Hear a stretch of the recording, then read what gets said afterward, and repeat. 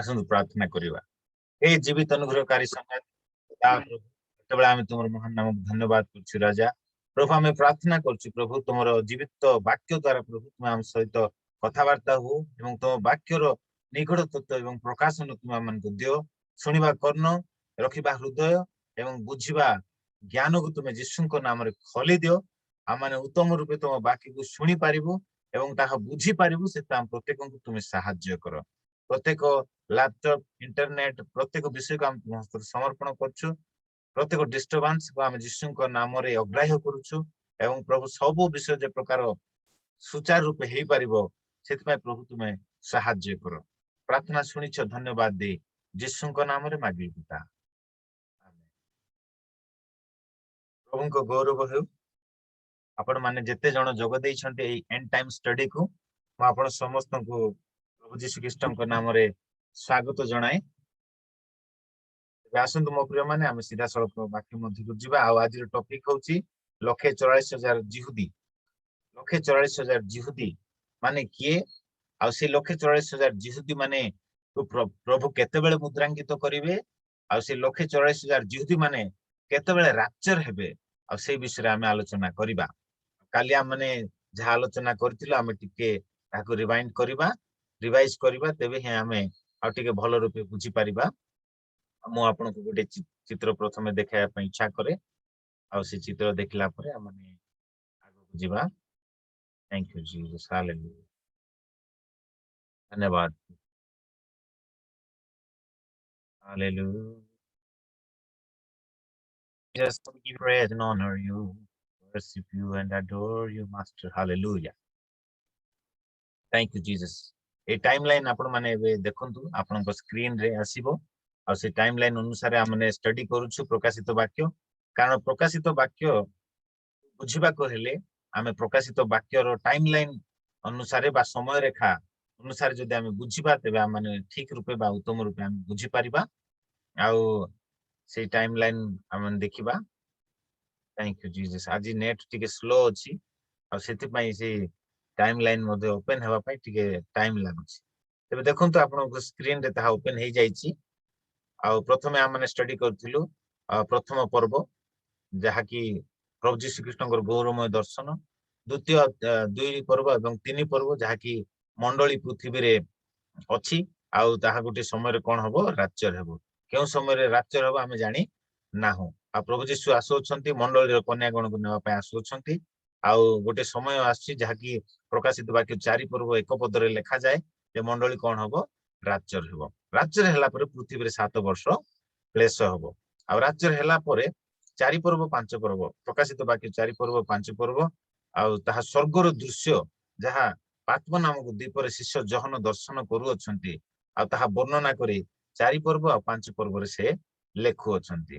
तापरे पृथ्वी रे जो 7 वर्ष महाक्लेश हबो ताहा दर्शन करी से 6 पर्व रो लिखिबा आरंभ करूछंती। तेबे 6 पर्व रे प्रभु यीशु प्रथम मुद्रा भांगुछंती स्वर्ग रे आ स्वर्ग रे जेतेबेले से प्रथम मुद्रा भांगुछंती सेतेबेले पृथ्वी रे कोन दृश्य घटुची आ पृथ्वी रे कोन होउची ताहा से शिष्य जहन पात्म नाम कथाई बा स्वर्ग रे से ही दर्शन को से देखु अछंती। आ रैप्चर हबा समय रे मंडली बा विश्वस्त विश्वासी माने से माने स्वर्ग रे थिबे आ स्वर्ग रु से माने प्रभु यीशु जेता मुद्रा भांगुथिबे अर्थात आमे माने भी जेतेबेले रैप्चर रे जिबा तेबे आमे माने मध्य से दृश्य को देखुथबा। प्रभु यीशु प्रथम मुद्रा भांगिबा मध्य आम माने देखुथबा। आ जेतेबेले प्रभु यीशु प्रथम मुद्रा भांगिबे आ सेतेबेले पृथ्वी रे कोन घटिबो ना से जो दर्शन जहा देखि गले आ गोटे धळा घोड़ा बाहरुची आ से धळा घोड़ार अर्थ होची कोन शांति आ शांति रो मैत्री करिवो से भंड ख्रीष्ट आसीबो। धळा घोड़ार जे बसथिबो से होची भंड ख्रीष्ट किंतु से एक प्रकार शांति रो दूत स्वरूप आसीबो आ अनेक को से भ्रांत करिवो। हमने से विषय जानिछु तेबे से अनेक को ए प्रकार भ्रांत करिवो।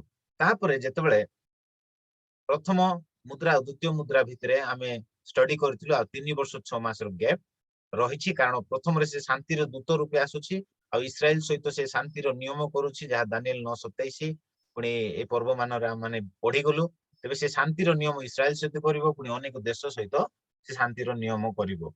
किंतु से मझिरे अर्थात 7 वर्ष रो मझिरे से शांति रो नियम के से भांगी देबो आमे माने पढ़ी गलो द्वितीय मुद्रा जेतले मेष साहेब को भांगुछंती तेबे शांति को दूर करबा निमंते से आरोही को क्षमता दिया जाउछि अर्थात से युद्ध घोषणा करिवो शांति को दूर करिवो आ से अपना प्रकृत रूप को से प्रकाश करबा अपना प्रकृत रूप रे से पळाई आसीबो के भंड ख्रीष्ट प्रथमे शांति रो दूत स्वरूप आस्तिबो किंतु ए द्वितीय मुद्रा भांगिला बेलको ठीक मझिरे से कंप्लीटली से परिवर्तन हे जिवो आ से भंड ख्रीष्ट भाबे निजको प्रकाश करिवो आ से जेरुसालेम पवित्र स्थान से बसिबो ईश्वर निंदा से करिवो प्रकाशित 13 पर्व रे से सब विषय लिखा जाय आपण माने मु विश्वास करछि आपण माने जेहेतु एंड टाइम स्टडी करूछंती आ आपण माने घरे मध्ये पढुथिबे बोली मु विश्वास करछि 13 पर्व रे आ भंड ख्रीष्टर कार्य सब लिखा जाय एबे मो प्रिय माने द्वितीय मुद्रा रे आमे जानि आमे स्टडी करछु जे पांच गोटी घटना घटिबो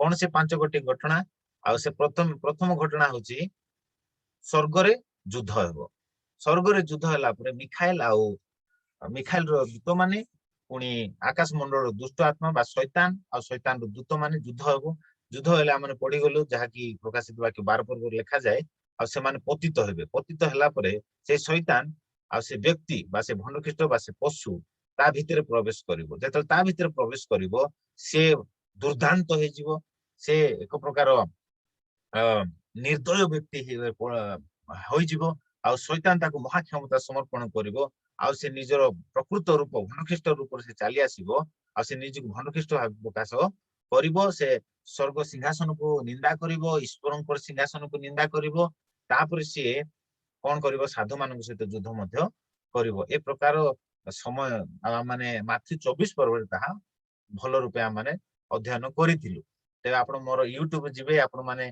पूर्व वीडियो गुडा को भी देखिले आर अधिक रूपे बुझी पारिबे तेबे आज आमे देखिबा जे जो पांच घटी घटना मध्यरु आमे काली देखिथिलु जे भंड ख्रीष्ट प्रथमे प्रकाशित होछि पुणी स्वर्ग रे युद्ध होछि सेही तापर 3 नंबर पॉइंट आज आमे देखिबा जहा कि 1,44,000 यहूदी मानन को मुद्रांकित करा जाउछि आ एई समय ही तांको मुद्रांकित करा जिवो आ माने पढिबा आ मु गोटे अंडरस्टैंडिंग प्रथमे आपन को देबा पई चाहे जेहेतु प्रकाशित वाक्य सीरियली लिखा जाय नाही 6 पर्व जेतळे आमे ध्यान करूछु बा अध्ययन करूछु तेबे जो सब घटना घटुछि ता सीरियली लिखा जाय नाही ता अन्य अन्य चैप्टर गुडा कर लिखाइ छि ता को जे वर्णनात्मक चैप्टर यदि आपण देखिबे प्रकाशित वाक्य 6 पर्व रे 6 गोटी मुद्रा भांगिबा विषय लिखा जाय किंतु सप्तम मुद्रा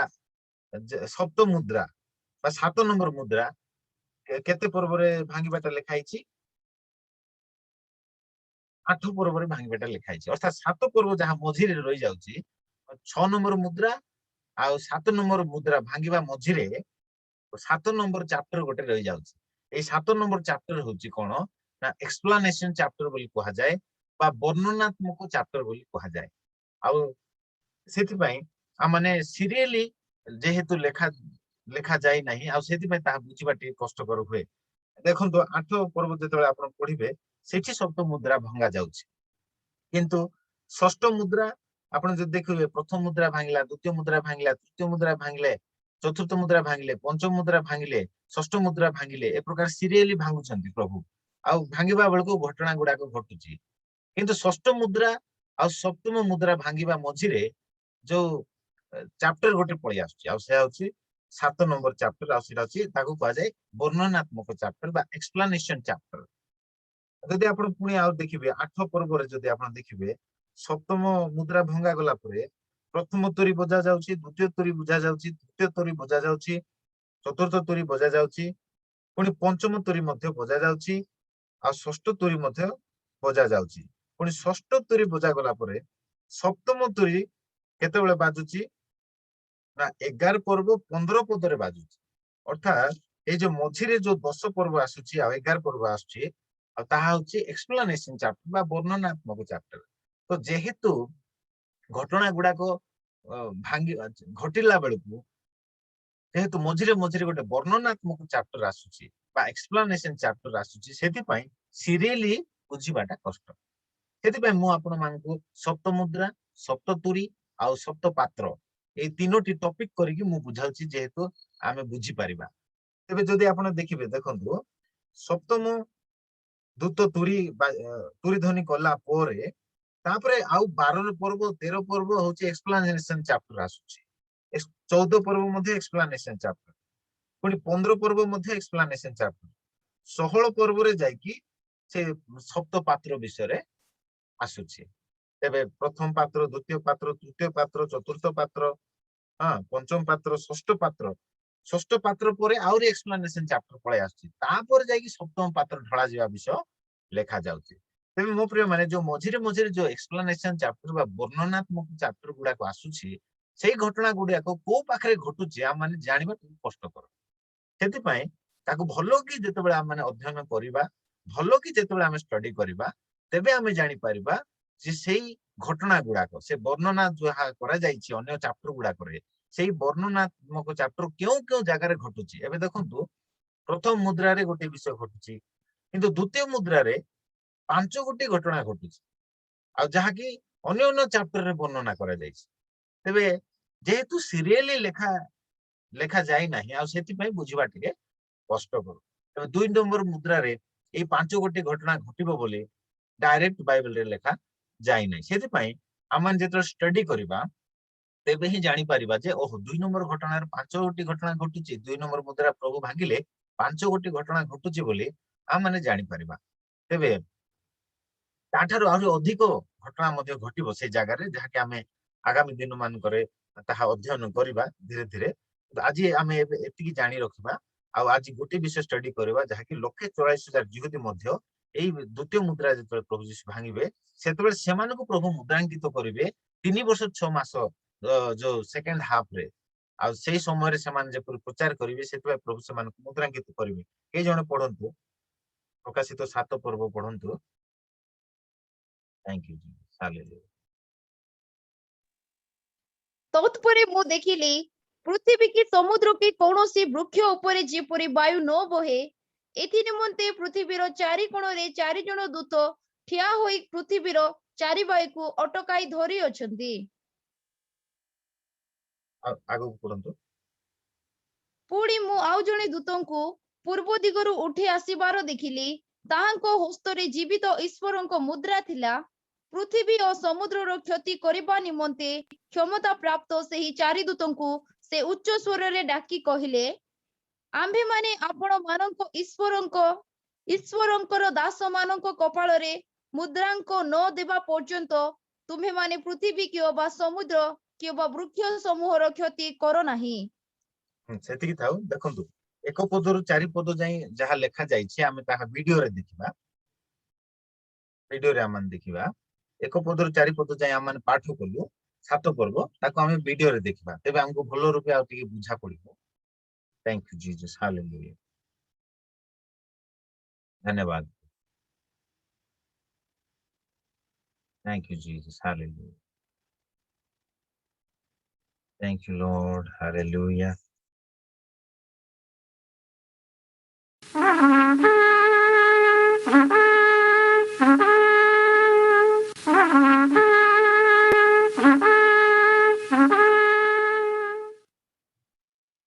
And after these things I saw 4 angels, standing on the 4 corners of the earth, holding the 4 winds of the earth, that the wind should not blow on the earth, nor on the sea, nor on any tree. And I saw another angel, ascending from the east, having the seal of the living God. And he cried with a loud voice to the 4 angels, to whom it was given to hurt the earth and the sea, saying, Hurt not the earth, neither the sea, nor the trees, till we have sealed the servants of our God in their forehead. एई स्थान रे हमें देखुचो ए तत्पर मु देखली पृथ्वी और समुद्र की कोनोसी वृक्ष ऊपर जेपर वायु न बहे एथि निमंते पृथ्वीर 4 कोण रे 4 जण दूत ठिया होई पृथ्वीर 4 वायु को अटकाई धरि अछंती पृथ्वी और समुद्र ऊपर यह महाक्लेशर विषय आमे आलोचना करूछु मो प्रिय माने आ महाक्लेशर समय बोली कहले प्रभु जीशु जो प्रकार कहले जे भीषण समय उपस्थित हबो जगतर आरंभ रु ए पर्यंत ए प्रकार महाक्लेश घटी नै आ सेही समय घटना आमे भविष्यतर घटना बा महाक्लेश समय रे जो घटना घटिबो से विषय आमे आलोचना करूछु तो एठी देखंतु जे 4टी दूत पृथ्वीर 4 कोण रे से माने किया होउछंती आ पृथ्वी आ समुद्र रे जे प्रकार वायु न बहे सेति पई से माने अटकाइबा पई से मान को क्षमता दिया जाउछ सेते बेलको आउ जणे दूतंको पूर्व दिगरु उठी आसीबार देखिली ताहांको हस्तरे जीवित ईश्वरको मुद्रा थिला आउ गोटे दूत जाहस्तर की जीवित ईश्वरଙ୍କର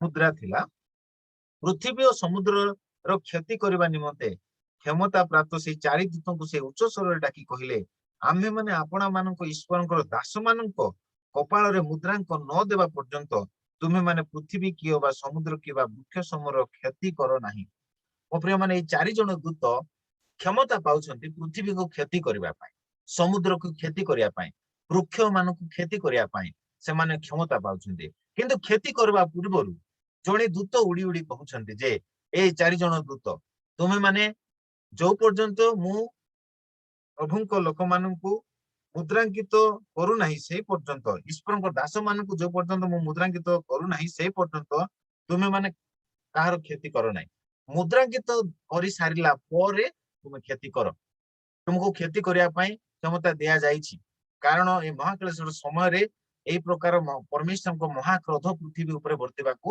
जाउछि आ तुमे से क्षमता प्राप्त होइछ आ सेति पई टिके अपेक्षा करो जेतेबेले ईश्वरଙ୍କ दास मानଙ୍କୁ मु मुद्रांकित करि सारिला परे तुमे माने आरंभ करिवो क्षति करिबा तापरे तत्परे कोन हैला ना एई दूत जे कि ईश्वरଙ୍କର मुद्रांक ईश्वरଙ୍କର मुद्रा जीवित ईश्वरଙ୍କର मुद्रा धरी जो 144,000 यहूदी माननको मुद्रांकित करिबाको बाहिरले आ से मुद्रांकित करिया पई से बाहिरले आ जदि माने आगो देखिबा से video heads. And I heard the number of them which were sealed. And there were sealed 144,000 of all the tribes of the children of Israel. Of the tribe of Judah were sealed 12,000. Of the tribe of Reuben were sealed 12,000. Of the tribe of Gad were sealed 12,000. Of the tribe of Asher were sealed 12,000. Of the tribe of Nephthalim were sealed 12,000. Of the tribe of Manasseh were sealed 12,000. Of the tribe of Simeon were sealed 12,000. Of the tribe of Levi were sealed 12,000. Of the tribe of Issachar were sealed 12,000. Of the tribe of Zabulon were sealed 12,000. Of the tribe of Joseph were sealed 12,000. Of the tribe of Benjamin were sealed 12,000. तो इस स्थान रे हमें देखुछु जे प्रत्येक गोष्ठी रु 12,000 यहूदी मानकु से कोन करछंती ना से मुद्रांकित करू अछंती हमें देखिबा चारि पद लेखा जाय के जण पाठ करंतु चारि पद तत्परे मुद्रांकित लोकमानଙ୍କର संख्या मु सुनिली इस्राएल संतान मानक समस्त वंश मध्यरु 1,44,000 लोक मुद्रांकित हेले हां तत्परे मुद्रांकित लोक मानकर संख्या के सुनिले शिष्य जोहन से सुनुछंती मुद्रांकित हेतवा संख्या केते इस्राएल संतान मानक समस्त वंश मध्यरु 1,44,000 लोक मुद्रांकित हेले ध्यान देबा इस्राएल संतान मानक समस्त वंश अच्छा इस्राएल संतान मानकर केते जण वंश थिले जाकूब जाकूबर केते गोष्ठी 12 गोष्ठी आ 12 गोष्ठी ना ए स्थान रे लिखा जाय जाकूब को परमेश्वर इस्राएल बोली नाम देथिले आपण मान से स्टोरी जानिछंती जाकूब परमेश्वर सहित से मल्ल युद्ध करथिले आ जाकूब को प्रभु कोन करथिले ना ता नाम को परिवर्तन करथिले कारण जाकूबर नाम रो अर्थ होची माने कपट बा कपटी जाकूब नाम रो अर्थ होची कपटी आ ठकीबा व्यक्ति से थिले आ परमेश्वर कोन कले ता नाम को संपूर्ण रूपे परिवर्तन करथिले आ ता नाम को इस्राएल बोल देथिले तो इस्राएल संतान मानकर समस्त वंश केते वंश 12 वंश 12 गोटी वंश आ 12 गोटी वंशर आ से स्थान रे नाम लिखा जाए आ प्रत्येक वंशरु से 12,000 लोकन को से मुद्रांकित करू अछंती तबे टोटल जेतबेले हमें मिसाणु करूछु सेतबेले 12 वंशरु 12,000 बोली कहले टोटल होचंती केते 1,44,000 आपण एठी पढि पारिबे 5 पद रु 8 पद पर्यंत ठीक पढि दियंतो जिहुदा वंशरू 12 सहस्र, रुबेन वंशरू 12 सहस्र, गाद वंशरू 12 सहस्र, आसेर वंशरू 12 सहस्र, नप्ताली वंशरू 12 सहस्र, मनसी वंशरू 12 सहस्र, सिमियन वंशरू 12 सहस्र, लेवी वंशरू 12 सहस्र, इसाखर वंशरू 12 सहस्र, सबुलून वंशरू 12 सहस्र, जोसेफ वंशरू 12 सहस्र, बिन्यामीन वंशरू 12 सहस्र। ତେବେ ସବୁ ବଂଶରୁ 12ଟି ବଂଶରୁ 12 ସହସ୍ର ବୋଲି କହିଲେ 12,000।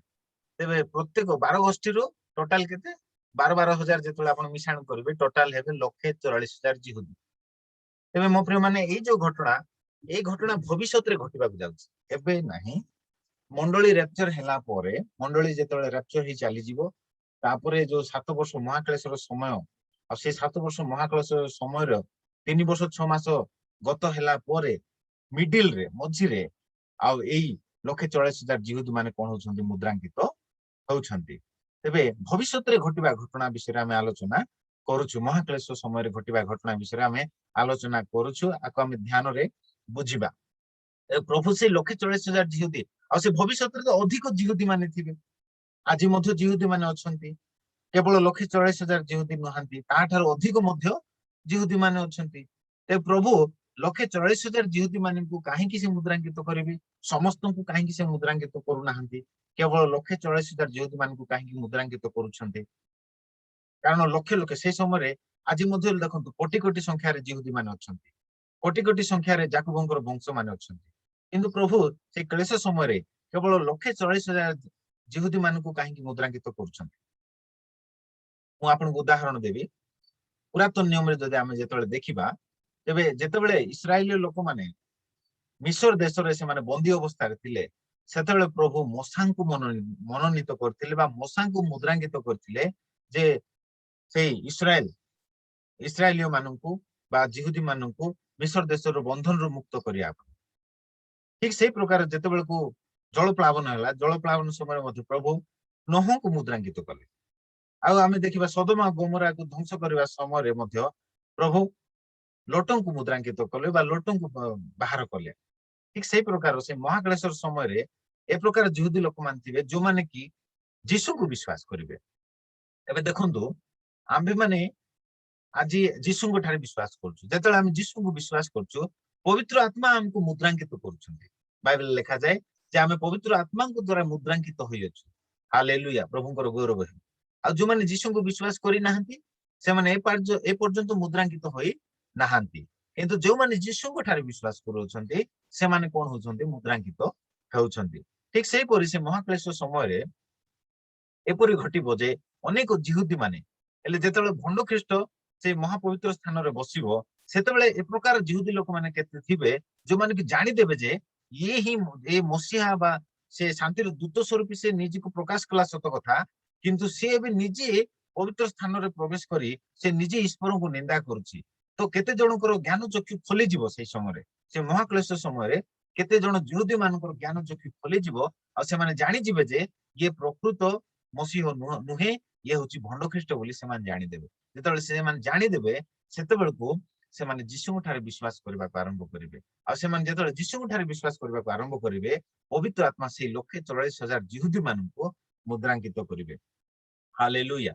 ମୋ ପ୍ରିୟ ମାନେ ଆମେ ମାନେ ସିନା ସେ ନମ୍ବରକୁ ଜାଣିନୁ, କିନ୍ତୁ ପ୍ରଭୁ ଜାଣିଛନ୍ତି କେତେ ଲୋକ ସେ ସମୟରେ ଯୀଶୁଙ୍କ ଠାରେ ବିଶ୍ୱାସ କରିବେ, ପ୍ରଭୁ ତାହା ଜାଣିଛନ୍ତି। ଆଉ ସେଥିପାଇଁ ସେ ଯୋଉମାନେ ଯୀଶୁଙ୍କ ଠାରେ ସେଇ ସମୟରେ ବିଶ୍ୱାସ କରିବେ ସେଇ ଜିହୁଦୀ ମାନଙ୍କୁ ହିଁ ସେ ପ୍ରଥମେ 1,44,000 ଜିହୁଦୀ ମାନଙ୍କୁ ମୁଦ୍ରାଙ୍କିତ କରିବେ।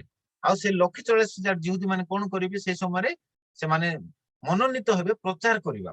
ହାଲେଲୁୟା। ଏବେ ଦେଖନ୍ତୁ ପ୍ରଭୁ ଆମମାନଙ୍କୁ ପବିତ୍ର ଆତ୍ମାଙ୍କ ଦ୍ଵାରା କଣ କରିଛନ୍ତି ନା ମୁଦ୍ରାଙ୍କିତ କରିଅଛନ୍ତି।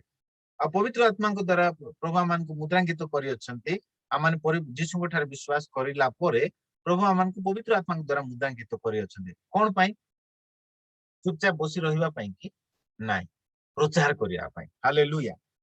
ପ୍ରଭୁ ଶିଷ୍ୟମାନଙ୍କୁ ମୁଦ୍ରାଙ୍କିତ କଲେ, ପବିତ୍ର ଆତ୍ମାଙ୍କ ଦ୍ଵାରା ଅଭିଷେକ କଲେ, ଆଉ ସେମାନେ ପ୍ରଭୁକୁ ଆଜ୍ଞା ଦେଲେ ଯେ ଯାଅ ତୁମେ ଗ୍ରାମେ ଗ୍ରାମେ ନଗରେ ନଗରେ ସ୍ୱର୍ଗ ରାଜ୍ୟର ସୁସମାଚାରକୁ ତୁମେ ଘୋଷଣା କର, ଆଉ ତୁମେ ରୋଗୀମାନଙ୍କୁ ସୁସ୍ଥ କର, ତୁମେ ସମଗ୍ର ଜାତି ନିକଟରେ ସୁସମାଚାର ପ୍ରଚାର କର, ପିତା ପୁତ୍ର ପବିତ୍ର ଆତ୍ମାଙ୍କ ନାମରେ ବାପ୍ତିସ୍ମ ଦେଇ ମୋହର ଶିଷ୍ୟ କର ବୋଲି ଶିଷ୍ୟମାନଙ୍କୁ ପ୍ରଭୁ ଯୀଶୁ ଆଜ୍ଞା ଦେଲେ।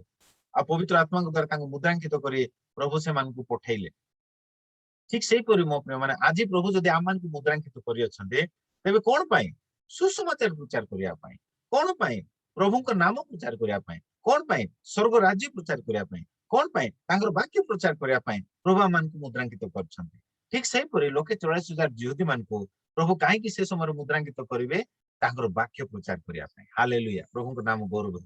ଆଉ ଲୋକେ 44,000 ଯିହୁଦୀ ମାନଙ୍କର ବାକ୍ୟ ପ୍ରଚାର ଦ୍ୱାରା ଅନେକ ଯିହୁଦୀ ଲୋକମାନେ ବି ପରିବର୍ତ୍ତନ ହେବେ, ଏପରିକି ଅନେକ ବିଜାତି ଲୋକମାନେ ମଧ୍ୟ ପରିବର୍ତ୍ତନ ହେବେ। ଅନେକ ଭାବନ୍ତି କଣ, ସେ କ୍ଲେଶ ସମୟରେ ଖାଲି ଲୋକେ 44,000 ଯିହୁଦୀ ମାନେ ହିଁ ପରିତ୍ରାଣ ପାଇବେ ବୋଲି ଅନେକ ଚିନ୍ତା କରନ୍ତି ବା ଅନେକ ଭାବନ୍ତି। କିନ୍ତୁ ମୋ ପ୍ରିୟ ମାନେ ମୁଁ ଆପଣଙ୍କୁ କହିବା ପାଇଁ ଚାହେଁ, ଲୋକେ 44,000 ଯିହୁଦୀ ମାନଙ୍କୁ ପ୍ରଭୁ ଖାଲି ମୁଦ୍ରାଙ୍କିତ କରିବେ ପ୍ରଚାର କରିବା ପାଇଁ। ସେମାନଙ୍କୁ ପ୍ରଭୁ ବାଛିବେ। ଏବେ ଯେ ପ୍ରକାର ପ୍ରଭୁ ମଶାଙ୍କୁ ବାଛିଲେ ମିଶ୍ର ଦେଶରୁ ଇସ୍ରାଏଲ ମାନଙ୍କୁ ରକ୍ଷା କରିବା ପାଇଁ ବା ଉଦ୍ଧାର କରିବା ପାଇଁ। ପ୍ରଭୁ ଅବ୍ରାହମକୁ ବାଛିଲେ, ଅବ୍ରାହମକୁ ଦ୍ୱାରା ସବୁ ଜାତି, ସବୁ ବଂଶ, ସବୁ ଗୋଷ୍ଠୀକୁ ଆଶୀର୍ବାଦ କରିବା ପାଇଁ। ଠିକ ସେଇ ପ୍ରକାର ମୋ ପ୍ରିୟ ମାନେ ପ୍ରଭୁ ଆଜି ଆପଣଙ୍କୁ ବାଛିଛନ୍ତି, ମତେ ବାଛିଛନ୍ତି ପ୍ରଚାର କରିବା ପାଇଁ।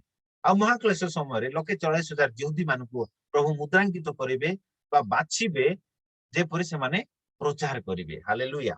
ଆଉ ସେମାନଙ୍କ ପ୍ରଚାର ଦ୍ୱାରା ସେଇ ସମୟରେ ମଧ୍ୟ ଅନେକ ଯିହୁଦୀ ମାନେ ପରିବର୍ତ୍ତନ ହେବେ, ଆଉ ଅନେକ ବିଜାତି ମାନେ ମଧ୍ୟ ପରିବର୍ତ୍ତନ ହେବେ। ସମଗ୍ର ପୃଥିବୀର ଲୋକମାନେ ସେଇ ସମୟରେ ମଧ୍ୟ ଶୈତାନର ଚିହ୍ନକୁ ଗ୍ରହଣ କରିବେ ନାହିଁ। କାରଣ ମୁଁ ଆପଣମାନଙ୍କୁ କହିଥିଲି 3 ଜଣ ଦୂତ ମଧ୍ୟ ଉଡି ଉଡି ପ୍ରଚାର କରିବେ, 2 ସାକ୍ଷୀ ମଧ୍ୟ ଆସିକି ପ୍ରଚାର କରିବେ।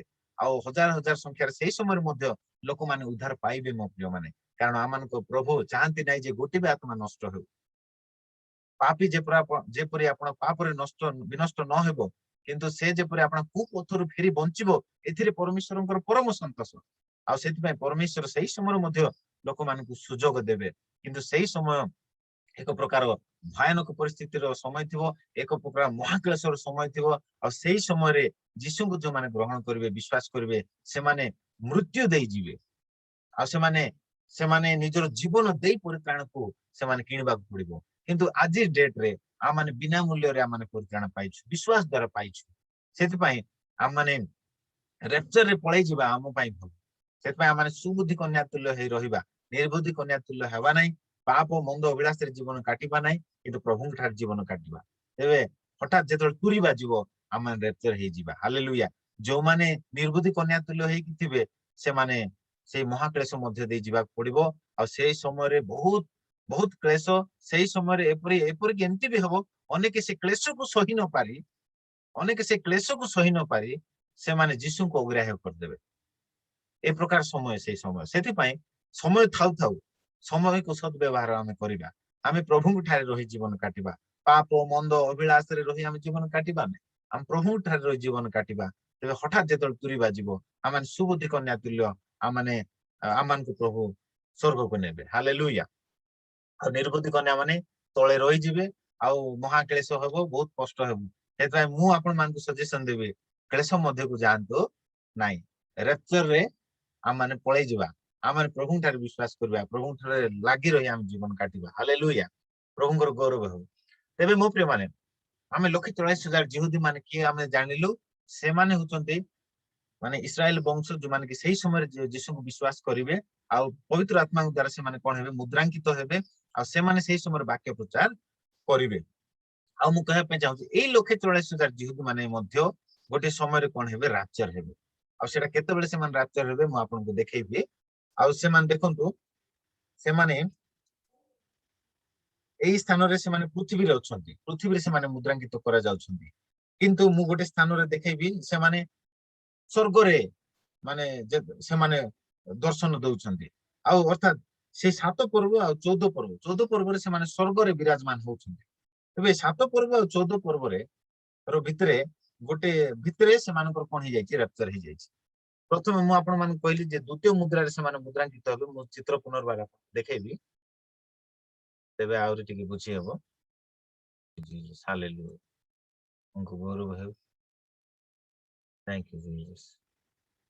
ତେବେ ଦେଖନ୍ତୁ, ଦ୍ୱିତୀୟ ମୁଦ୍ରାରେ ସେମାନେ ମୁଦ୍ରାଙ୍କିତ ହଉଛନ୍ତି। ଆଉ ସେମାନେ ପାଖାପାଖି एटा देखंतु 3 नंबर मुद्रा 4 नंबर मुद्रा 5 नंबर मुद्रा 6 नंबर 7 नंबर मुद्रा गला तापरे ए जा ट्रम्पेट बोली कहले तुरी 1 नंबर तुरी 2 नंबर 3 नंबर 4 नंबर 5 नंबर तुरी 5 नंबर तुरी आ 6 नंबर तुरी मझिरे गोटे देखंतु मु गोटे एरो मार्क देछि ऊपर ए ऊपर को जो एरो मार्क देछि लिखिछि लक्षे 44,000 जिहुदी माने रैप्चर एई माने एई 5 नंबर तुरी आ 6 नंबर तुरी रे माने कोन हेबे रैप्चर हेकी माने स्वर्ग को जिबे तो आर रेफरेंस म आपण मान को देखेबे जे एई समय रे सेमा एतिकी समय पर्यंत से माने पृथ्वी रे रही प्रचार करिवे एई तुरी 5 नंबर आ 6 नंबर तुरी पर्यंत से माने पृथ्वी रे रही प्रचार करिवे ए जणे पढंतु देखंतु 9 पर्व कारण 9 पर्व तुरी विषय लिखा जाए 9 पर्वर एक पदरु पढंतु पंचम तुरी विषय लिखा जाए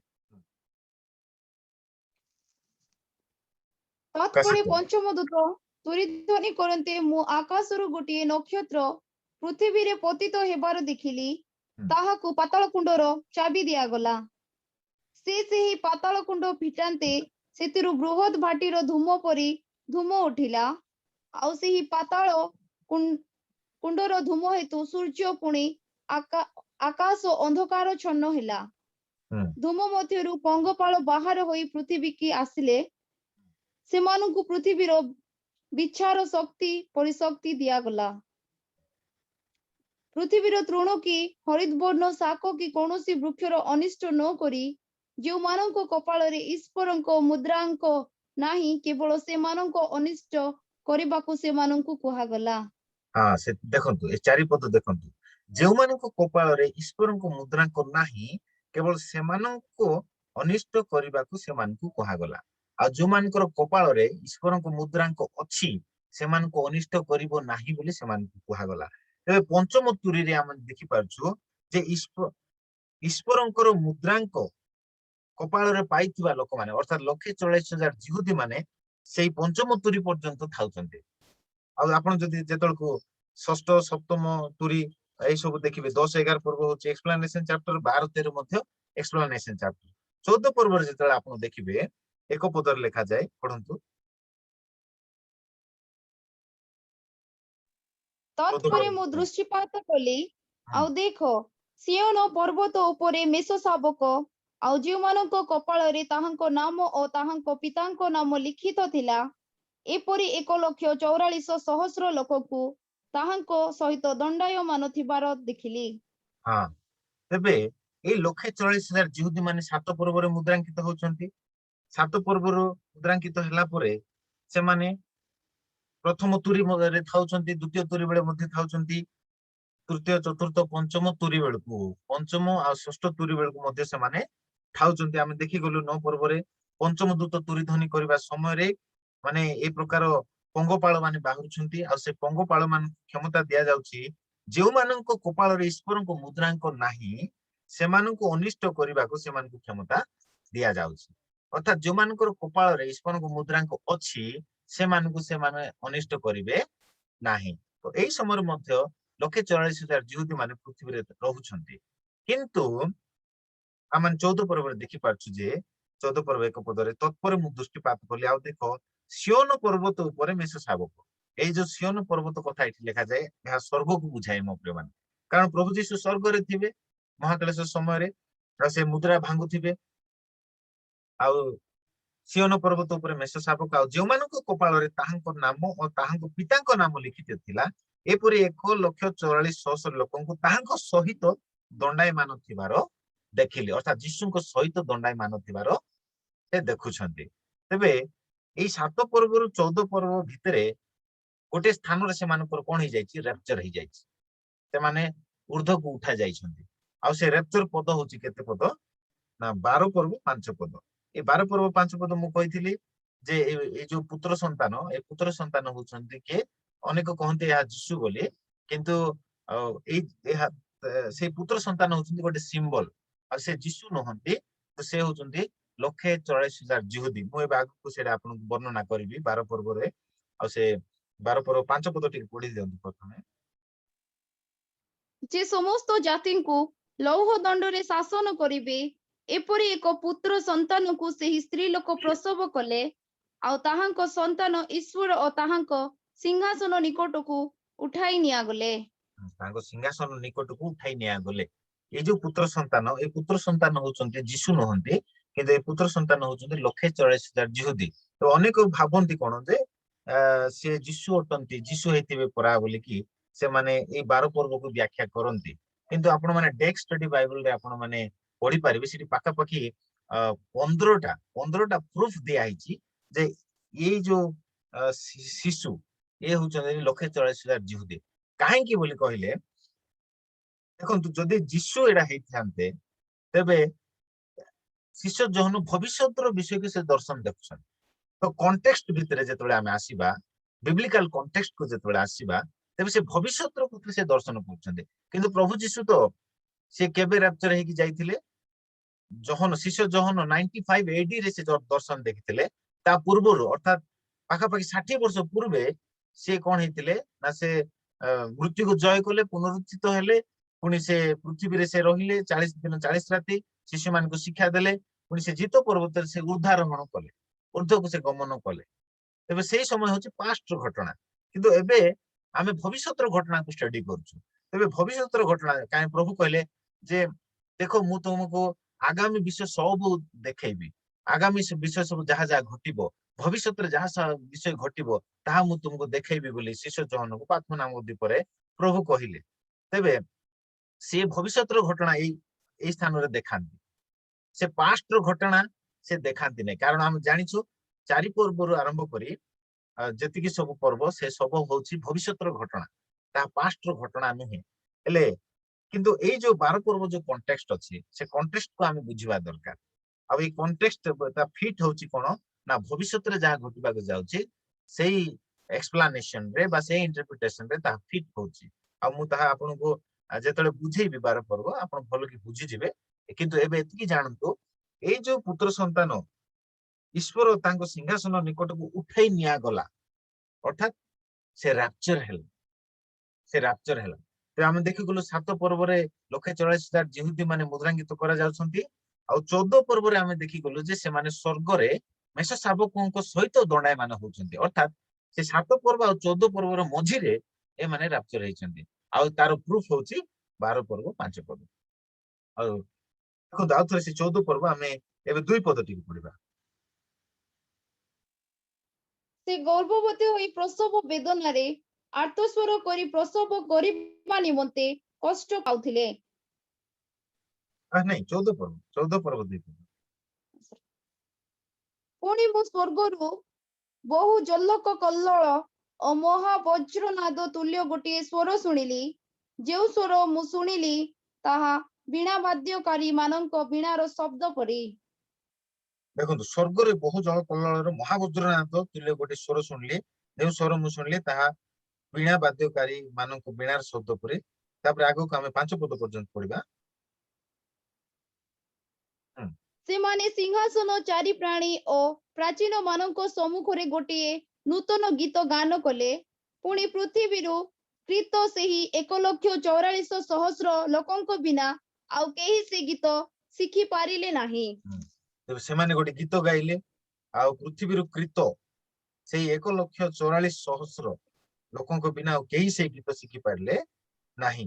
ଦେଖନ୍ତୁ ସିଂହାସନ, ଚାରି ପ୍ରାଣୀ, ପ୍ରାଚୀନ ମାନଙ୍କ ସମ୍ମୁଖରେ ଗୋଟିଏ ନୂତନ ଗୀତ ଗାନ କଲେ। ହେଲେ ଆମେ ଦେଖିଗଲୁ ଏ ସିଂହାସନ କୋଉଟା? ସ୍ୱର୍ଗର ସିଂହାସନ।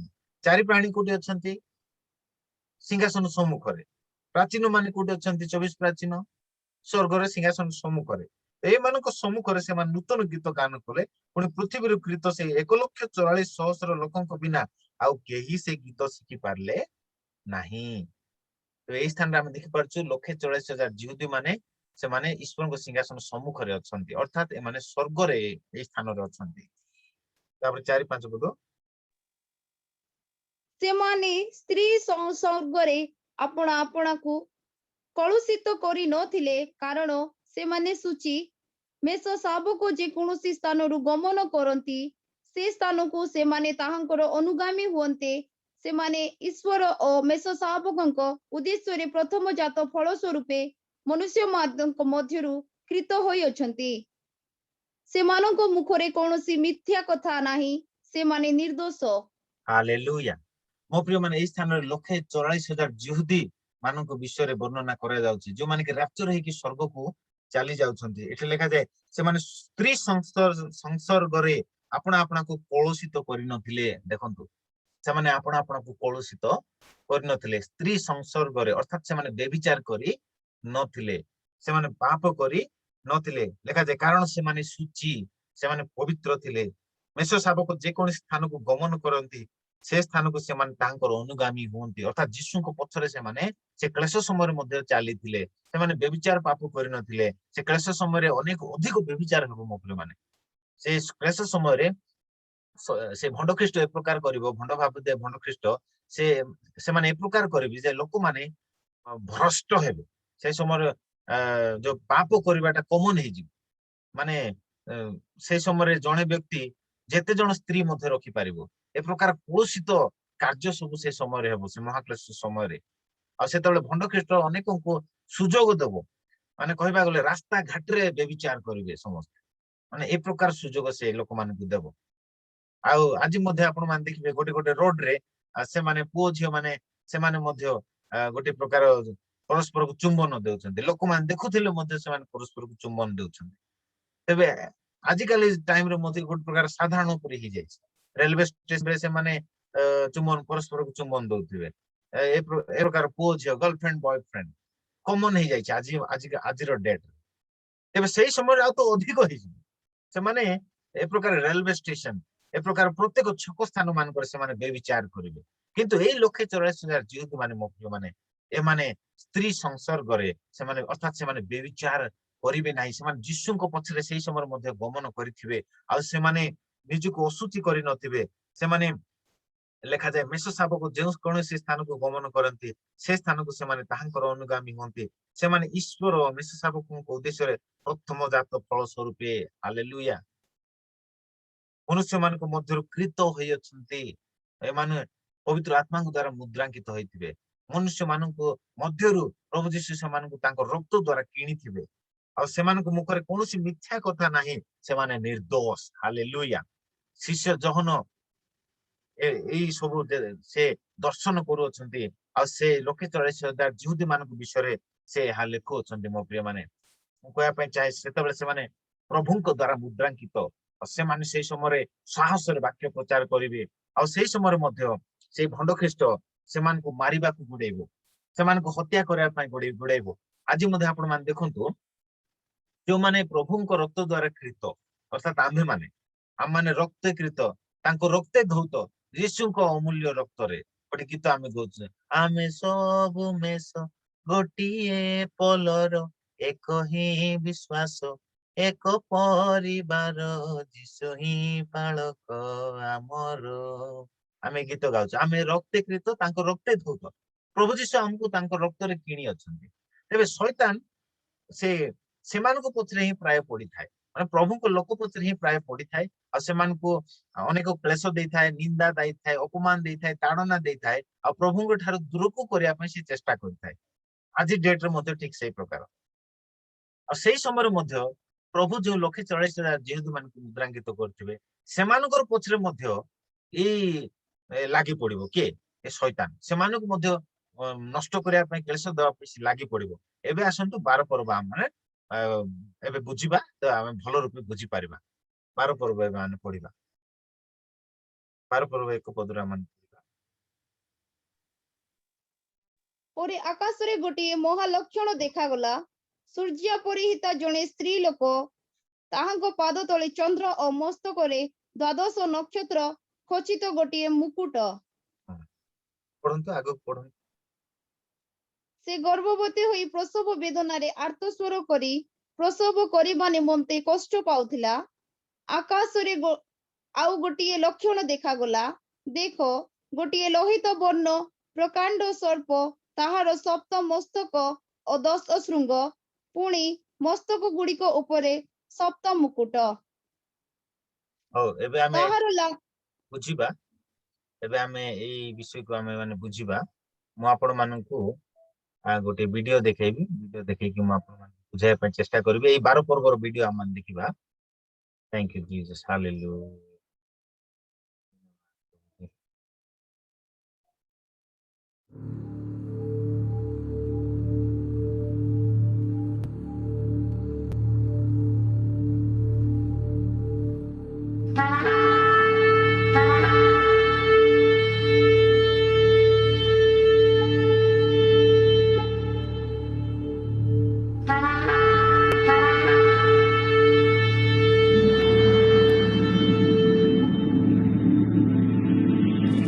Now a great sign appeared in heaven, a woman clothed with ଦେଖନ୍ତୁ ଆମେ ଯାହା 12 ପୂର୍ବ ପଢି ଗଲୁ କଣ ଲେଖାଯାଏ ପରେ ଆକାଶରେ ଗୋଟିଏ ମହାଲକ୍ଷଣ ଦେଖାଗଲା ଏବେ ଆପଣ ମାନେ ଆକାଶକୁ ଦେଖି ପାରୁଛନ୍ତି ଆଉ ସେ ମହାଲକ୍ଷଣ କଣ ଯେ ସୂର୍ଯ୍ୟ ପରିହିତା ଜଣେ ସ୍ତ୍ରୀ ଲୋକ ସେ ସ୍ତ୍ରୀ ଲୋକକୁ ଦେଖନ୍ତୁ ଯେ କି ସୂର୍ଯ୍ୟକୁ ପରିହିତା ବୋଲି କହିଲେ ସୂର୍ଯ୍ୟ ପରି ତେଜମୟ ସେ ବସ୍ତ୍ର ସେ ପିନ୍ଧିଛି ତାହାଙ୍କ ପାଦ ତଳେ ଗୋଟେ ଚନ୍ଦ୍ର ସେ ସ୍ତ୍ରୀର ପାଦ ତଳେ ଆପଣ ମାନେ ଦେଖନ୍ତୁ ସ୍ତ୍ରୀର ପାଦ ତଳେ ସେଟା ହଉଛି ଚନ୍ଦ୍ର ଓ ମସ୍ତକରେ ଦ୍ୱାଦଶ ନକ୍ଷତ୍ର ଖଚିତ ଗୋଟିଏ ମୁକୁଟ ଆଉ ସେ ସ୍ତ୍ରୀର ଯୋଉ ମୁକୁଟ ଆପଣ ମାନେ ଧ୍ୟାନ କରି ଦେଖନ୍ତୁ ସେ ମୁକୁଟ ହଉଛି ଦ୍ୱାଦଶ ନକ୍ଷତ୍ର ଖଚିତ ଗୋଟିଏ ମୁକୁଟ ମାନେ 12ଟି ନକ୍ଷତ୍ର ଦ୍ୱାଦଶ ବୋଲେ 12 ହେଲା 12ଟି ନକ୍ଷତ୍ର ଦ୍ୱାରା ସେ ମୁକୁଟ ତିଆରି ହେଇଛି ବା ଖଚିତ ହୋଇଛି ହେଲା ଆର ଅର୍ଥ ମୁଁ ଆପଣ ମାନଙ୍କୁ କହୁଛି ଧ୍ୟାନରେ ଶୁଣନ୍ତୁ ଆର ଅର୍ଥ ହଉଛି ଏ ସୂର୍ଯ୍ୟ ପରିହିତା ଯୋଉ ସ୍ତ୍ରୀ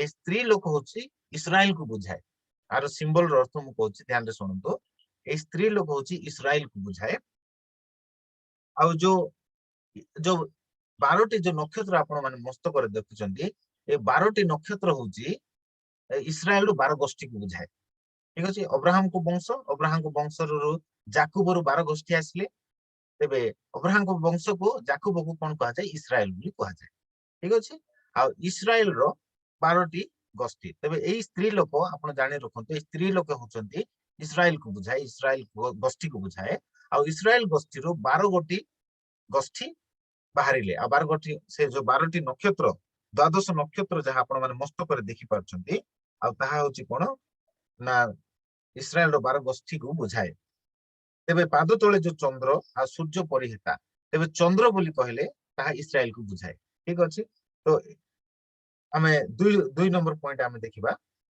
2 ନମ୍ବର ପଏଣ୍ଟ ଟିକେ ପଢନ୍ତୁ 12 ପୂର୍ବ 2 ପଦ ସେ ଗର୍ଭବତୀ ହୋଇ ପ୍ରସବ ବେଦନାରେ ଆର୍ତ୍ତସ୍ୱର କରି ପ୍ରସବ କରିବା ନିମନ୍ତେ କଷ୍ଟ ପାଉଥିଲେ ତେବେ ସିଏ ଏବେ ଆଗକୁ ଆମେ ଭିଡିଓ ଦେଖିବା the sun, with the moon under her feet, and on her head a garland of 12 stars. Then being with child, she cried out in labor and in pain to give ତେବେ ସେ ଗର୍ଭବତୀ ପ୍ରସବ ବେଦନାରେ ଆର୍ତ୍ତସ୍ୱର କରି ପ୍ରସବ କରିବା ନିମନ୍ତେ କଷ୍ଟ ପାଉଥିଲେ ତାପରେ 3 ପଦ ଆକାଶରେ ଆଉ ଗୋଟିଏ ଲକ୍ଷଣ ଦେଖାଗଲା ଦେଖ ଗୋଟିଏ ଲୋହିତ ବର୍ଣ୍ଣ ପ୍ରକାଣ୍ଡ ସର୍ପ ତାହାର ସପ୍ତ ମସ୍ତକ ଓ 10 ଶୃଙ୍ଗ ପୁଣି ମସ୍ତକ ଗୁଡିକ ଉପରେ ସପ୍ତ ମୁକୁଟ ତାପରେ ଆଗକୁ ତାହାର ଲାଙ୍ଗୁଳ ଆକାଶର ତୃତୀୟାଂଶ ନକ୍ଷତ୍ରକୁ ଆକର୍ଷଣ କରି ପୃଥିବୀରେ ନିକ୍ଷେପ କଲା ଆଉ ସେହି ସର୍ପ ପ୍ରସବ କରିବାକୁ ଉଦ୍ୟତ ସ୍ତ୍ରୀ ଲୋକ ପ୍ରସବ କରିବା ମାତ୍ର ତାହାଙ୍କ ସନ୍ତାନକୁ ଗ୍ରାସ କରିବା ନିମନ୍ତେ ତାହାଙ୍କ ସମ୍ମୁଖରେ ଠିଆ ହେଲା ହଁ ଏବେ ଦେଖନ୍ତୁ ଆଗକୁ video birth. And another sign appeared. Behold, a great fiery red dragon having 7 heads and 10 horns, and 7 diadems on his heads.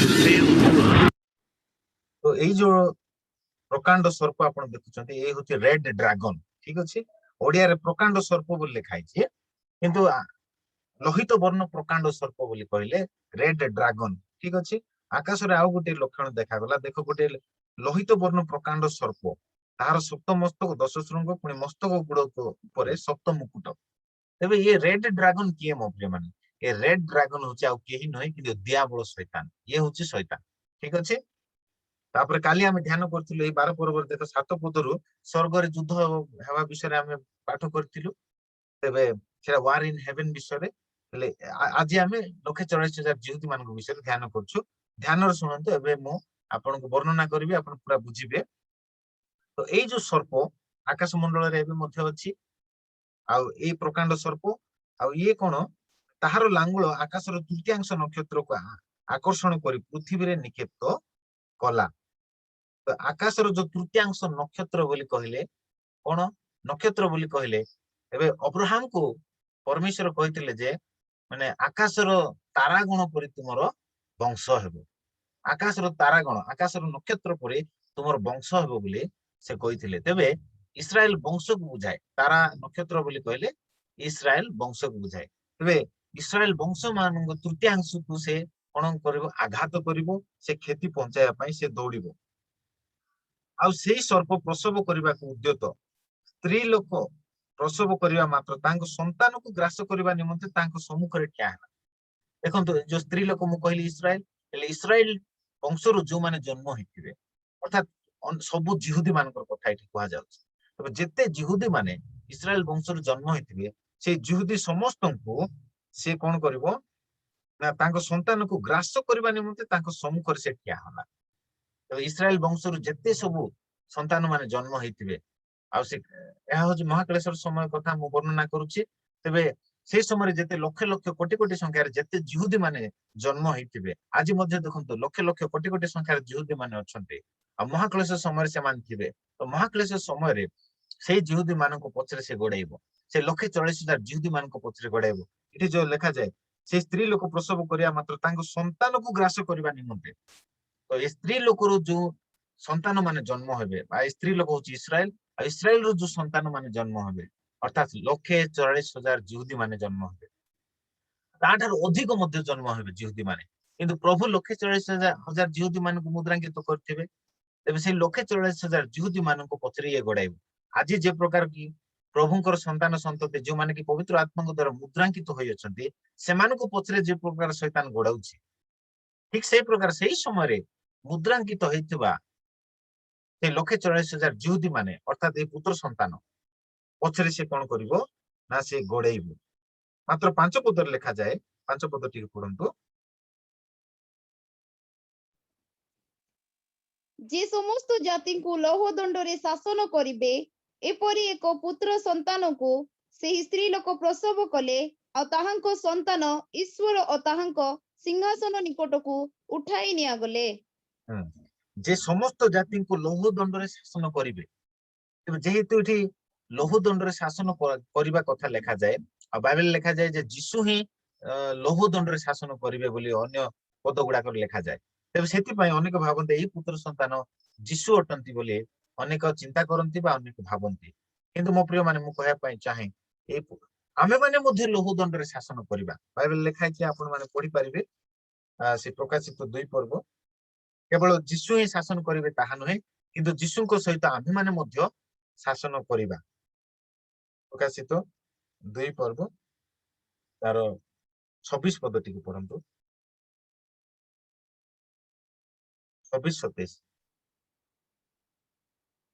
जे जय करे ओ शेष पर्यंत आम्भर कर्म करे आम्भे जे परी आम्भर पितांको ठारो क्षमता प्राप्त होई अछु ताहाकु मध्य सेही परी समस्त जाति उपरे क्षमता देबो से सेमानंकु लौह दंड द्वारा शासन करिबो आउ से माने कुंभकारर पात्र परी खंड खंड हेबे हां हालेलुया केते स्पष्ट भाबे लिखा जाय मो प्रिय माने जे जय करे ओ शेष पर्यंत आम्भर कर्म करे या के मान को विषय लिखा जाए मंडली मान को विषय लिखा जाए पुनी जिहुदी मान को मध्ये कहा जायछि जिहुदी माने मध्ये क्षमता प्राप्त हेबे से माने मध्ये यीशु को सहित लौह दंड रे 1000 वर्ष शासन रे से माने मध्ये शासन करिवे तो जे जय करे जे शेष पर्यंत हमर कर्म करे आमे जे परि हमर पिता को ठार क्षमता प्राप्त होइछु ताहाकु मध्ये सेही परि समस्त जाति ऊपर क्षमता देबो आमे जे प्रकार क्षमता पाइछु से माने को मध्ये आमे क्षमता देबो जो माने की जय करंती जो माने को विजय ख्रिस्टियन जीवन काटंती ते एबे ए 1,40,000 जिहुदी माने मो प्रिय माने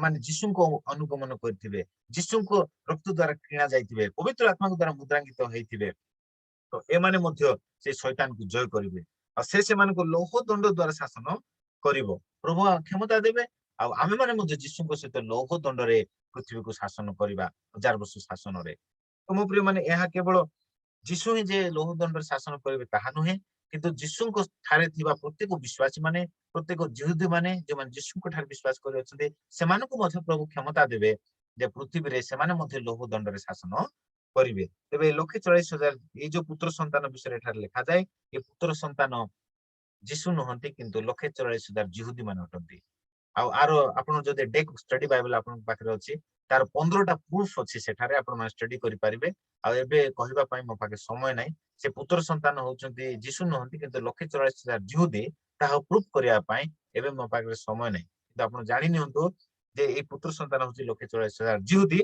जो माने की ଲେଖା ଯାଏ ଈଶ୍ୱର ତାହାଙ୍କ ସିଂହାସନ ନିକଟକୁ ଉଠାଇ ନିଆଗଲା ଅର୍ଥାତ୍ ରେପ୍ଚର ହେଲା ସେମାନେ ରେପ୍ଚର ହେବେ 1,44,000 ଜିହୁଦୀ ମାନେ ସେ 5 ନମ୍ବର ତୁରୀ ପର୍ଯ୍ୟନ୍ତ ସେମାନେ ରହିବେ 5 ନମ୍ବର ଆଉ 6 ନମ୍ବର ତୁରୀ ମଝିରେ ସେମାନେ କଣ ହେବେ ନା ରେପ୍ଚର ହେବେ ଆମେ କେମିତି ଜାଣିଲୁ ସେମାନେ ରେପ୍ଚର ହେବେ କାରଣ 14 ପର୍ବରେ ଆମେ ଦେଖିପାରୁଛୁ ସେମାନେ ସ୍ୱର୍ଗରେ ସିଂହାସନ ସମ୍ମୁଖରେ ମେଷ ଶାବକଙ୍କ ସମ୍ମୁଖରେ ଚାରି ପ୍ରାଣୀଙ୍କ ସମ୍ମୁଖରେ ପୁଣି 24 ପ୍ରାଚୀନଙ୍କ ସମ୍ମୁଖରେ ସେମାନେ ଦଣ୍ଡାୟମାନ ହୋଇ ଗୋଟେ ନୂତନ ଗୀତ ଗାନ କରୁଅଛନ୍ତି ଯୋଉ ଗୀତ କି ଅନ୍ୟମାନେ ଜାଣିପାରୁ ନାହାନ୍ତି ଆଉ ସେମାନେ ନିଜର ବସ୍ତ୍ରକୁ ଧୌତ କରିଅଛନ୍ତି ସେମାନେ ଯୀଶୁଙ୍କ ରକ୍ତ ଦ୍ୱାରା କ୍ରୀତ ହୋଇଅଛନ୍ତି ସେମାନେ ସ୍ତ୍ରୀ ସଂସର୍ଗରେ ଅର୍ଥାତ୍ ବ୍ୟଭିଚାର ପାପରେ ସେମାନେ ଆପଣଙ୍କୁ କଳୁଷିତ କରିନାହାନ୍ତି କିନ୍ତୁ ସେମାନେ ସେହି ସମୟରେ ମଧ୍ୟ କ୍ଲେଶ ସମୟରେ ସେମାନେ ପ୍ରଚାର କରିଅଛନ୍ତି ଆଉ ସେମାନଙ୍କ ପ୍ରଚାରରେ ମଧ୍ୟ ଅନେକ ବିଜାତି ମାନେ ଜିହୁଦୀ ମାନେ ମଧ୍ୟ ପରିବର୍ତ୍ତନ ହେଇଛନ୍ତି ଆଉ ଦେଖନ୍ତୁ ସେ ଯେତେବେଳେ ରେପ୍ଚର ହେଇଗଲା ପରେ 6 ପଦ ଟିକେ ପଢନ୍ତୁ ସେ 1,44,000 ଜିହୁଦୀ ରେପ୍ଚର ହେଇଗଲା ପରେ 6 ପଦ ପଢନ୍ତୁ 12 ପର୍ବ 6 ପଦ ପୁଣି ସେହି ସ୍ତ୍ରୀ ଲୋକ ପ୍ରାନ୍ତରକୁ ପଳାୟନ କଲେ ସେଠାରେ 1,260 ଦିନ ପର୍ଯ୍ୟନ୍ତ ପ୍ରତିପାଳିତ ହେବା ପାଇଁ ତାହାଙ୍କ ନିମନ୍ତେ ଈଶ୍ୱରଙ୍କ କର୍ତ୍ତୃକ ପ୍ରସ୍ତୁତ ଗୋଟିଏ ସ୍ଥାନ ଥିଲା ହଁ ତେବେ ଏଇ ସ୍ତ୍ରୀ ଲୋକ ବୋଲି କହିଲେ ସେ ଇସ୍ରାଏଲ ବଂଶକୁ ବୁଝାଏ ଆଉ ଏଇ ଇସ୍ରାଏଲ ବଂଶ ର ଯୋଉ ସନ୍ତାନ ଜନ୍ମ ହେଲା ସେ ସନ୍ତାନ 1,44,000 ଜିହୁଦୀ ତ ପଳେଇଗଲେ କିନ୍ତୁ ଯୋଉମାନେ ସେମାନଙ୍କର ବାକ୍ୟ ଦ୍ୱାରା ପରିବର୍ତ୍ତନ ହେଇଥିଲେ ସେମାନଙ୍କ ପଛରେ ଇଏ ଗୋଡାଇବ କିଏ ଶୈତାନ ଦେଖାଯାଏ ସେ ସ୍ତ୍ରୀ ଲୋକ ପ୍ରାନ୍ତରକୁ ପଳାୟନ କଲେ ସେଠାରେ 1,260 ଦିନ ପର୍ଯ୍ୟନ୍ତ ପ୍ରତିପାଳିତ ହେବା ପାଇଁ ତାଙ୍କ ନିମନ୍ତେ ଈଶ୍ୱରଙ୍କ କର୍ତ୍ତୃକ ପ୍ରସ୍ତୁତ ଗୋଟେ ସ୍ଥାନ ଥିଲା ଏବେ ଆକୁ ବୁଝିବା ପାଇଁ ଆମେ ପଢିବା ଏ ସ୍ତ୍ରୀ ଲୋକ କଣ ଲେଖାଯାଏ ପ୍ରାନ୍ତରକୁ ପଳାୟନ କଲେ ଆକୁ ଏଇ ପଦକୁ ବୁଝିବା ପାଇଁ ଆମେ ମାଥ୍ୟୁ 24 ପର୍ବ ଆଉ 15, 16, 17 ପଢିବା ମାଥ୍ୟୁ 24 ପର୍ବ 15, 16, 17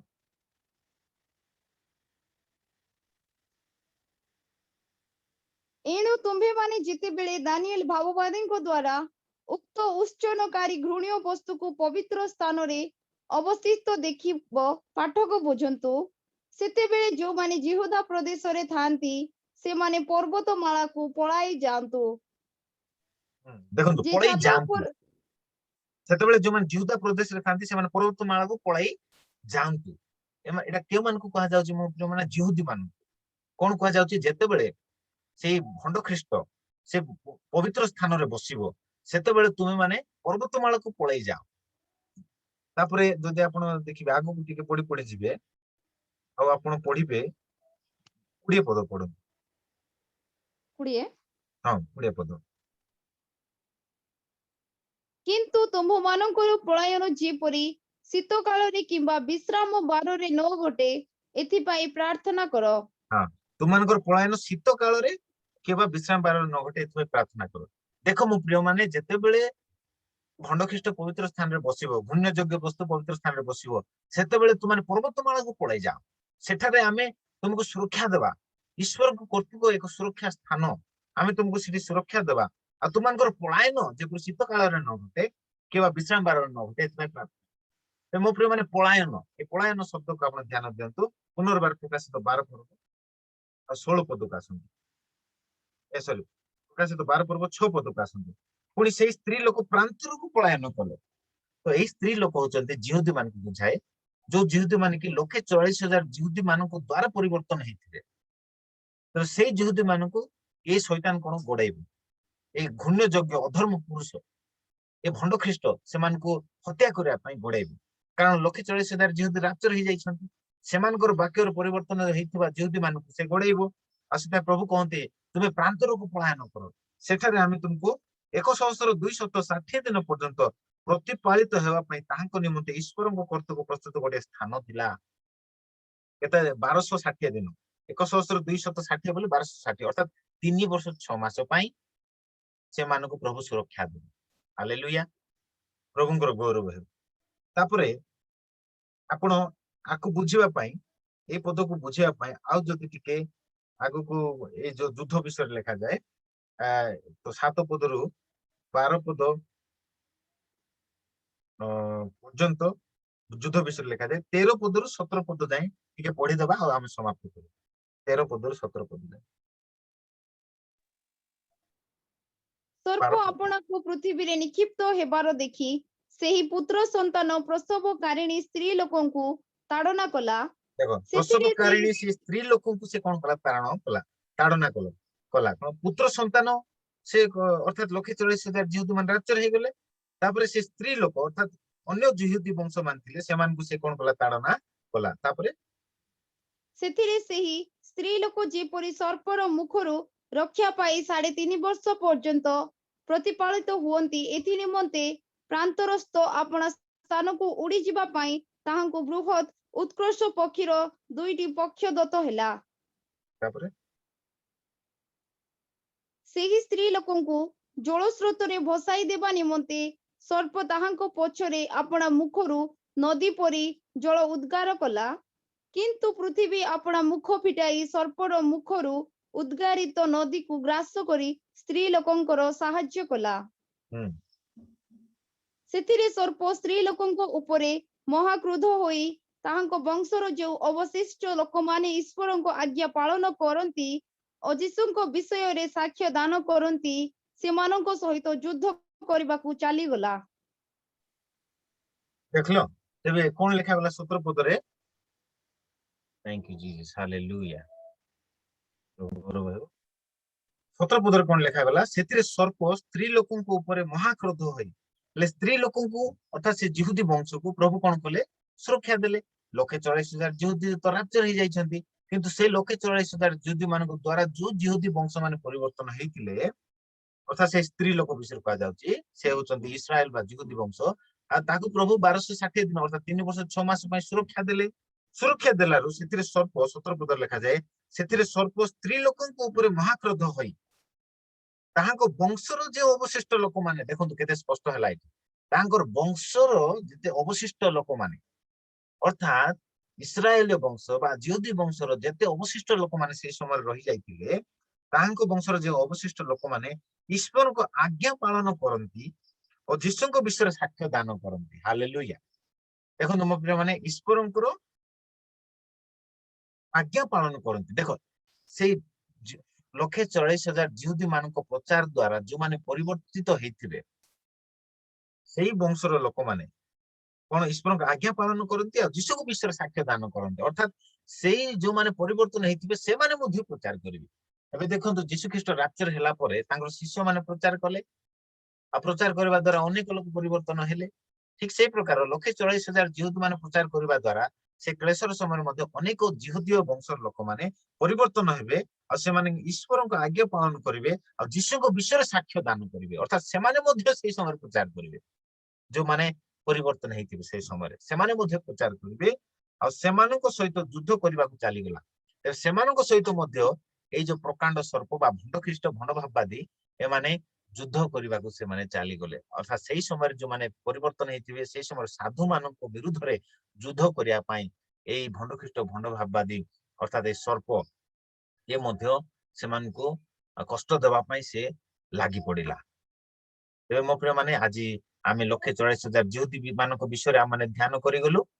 ଆଉ ଏ 1,40,000 ଜିହୁଦୀ ବିଷୟରେ ଯଦି ଆପଣ ମାନଙ୍କୁ ଆଉ କିଛି ଡାଉଟ ଥାଏ କି କିଏ ବା ପ୍ରଶ୍ନ ଥାଏ, ତେବେ ଆପଣ ମାନେ ପୁନର୍ବାର ମତେ ଫୋନ କରି ଆପଣ ମାନେ ବୁଝି ନିଅନ୍ତୁ, ଭଲ ରୂପେ ଜାଣି ନିଅନ୍ତୁ। ଏ 1,40,000 ଜିହୁଦୀ ମାନଙ୍କ ବିଷୟରେ ମଧ୍ୟ ଭଲ ରୂପେ ଜାଣି ପାରିଥିବେ। ଆଜି ହେଇପାରେ ଟିକେ କଷ୍ଟ ସବଜେକ୍ଟ ଅଛି, ଏଇ 1,40,000 ଜିହୁଦୀକୁ ବୁଝିବାଟା ଟିକେ କଷ୍ଟ, କିନ୍ତୁ ଆପଣ ବାରମ୍ବାର ଯେତେବେଳେ ଶୁଣିବେ ଏ ମେସେଜକୁ, ମୁଁ ଏ ମେସେଜକୁ ୟୁଟ୍ୟୁବରେ ଅପଲୋଡ କରିବି, ଫେସବୁକରେ ମଧ୍ୟ ଲାଇଭ ଚାଲିଛି, ଆପଣ ଫେସବୁକରେ ମଧ୍ୟ ପୁନର୍ବାର ଏ ମେସେଜକୁ ଶୁଣିପାରିବେ।